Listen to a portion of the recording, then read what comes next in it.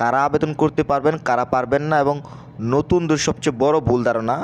ভিডিওটা শেষ পর্যন্ত দেখবেন, কারণ মাঝখানে অনেকেই ভুল সিদ্ধান্ত নিয়ে থাকে। আপনি যদি আমাদের মাধ্যমে অ্যাপ্লাইটি নিতে চান অবশ্যই স্ক্রিনে দেওয়া নাম্বার যোগাযোগ করবেন। এছাড়াও আপনি যদি সরকারি চাকরির চূড়ান্ত শাসন নিতে চান, শুধু আবেদন করলেই হবে না, আপনার একটি চূড়ান্ত প্রস্তুতির প্রয়োজন রয়েছে, তাহলে অবশ্যই স্ক্রিনে দেওয়া নাম্বার যোগাযোগ করবেন।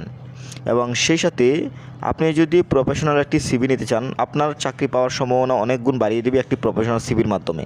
তাই আপনি যদি একটি প্রফেশনাল সিভি নিতে চান, স্ক্রিনে দেওয়া নাম্বার যোগাযোগ করবেন। এখন আসি সবচেয়ে গুরুত্বপূর্ণ অংশে, কারা আবেদন করতে পারবে। এখন আসি সেই প্রশ্নে যেটা 90% মানুষ ভুল বুঝে। যেমন এইচএসসি পাস কি আবেদন করতে পারবে? না, সরাসরি পারবে না। সেই সাথে ডিগ্রি এবং অনার্সরা কি আবেদন করতে পারবে? না, তারাও পারবে না। কারণ এটা এন্ট্রি লেভেলের শিক্ষক পদ না, এটি হলো প্রতিষ্ঠান প্রধান, সহকারী প্রধান, অর্থাৎ লিডারশিপ পোস্ট। এখানে যারা নতুন আছেন, এন্ট্রি লেভেলে যারা আছেন, তারা কিন্তু অ্যাপ্লাই করতে পারছেন না।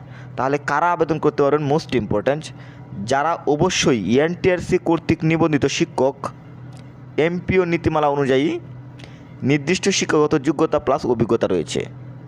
Fresh HSC, fresh degree, fresh honours, fresh masters এই সার্কুলার জন্য যোগ্য নয়। লাইক দিন, সাবস্ক্রাইব করুন এবং শেয়ার করুন যাতে অন্যরা ভুল না করে।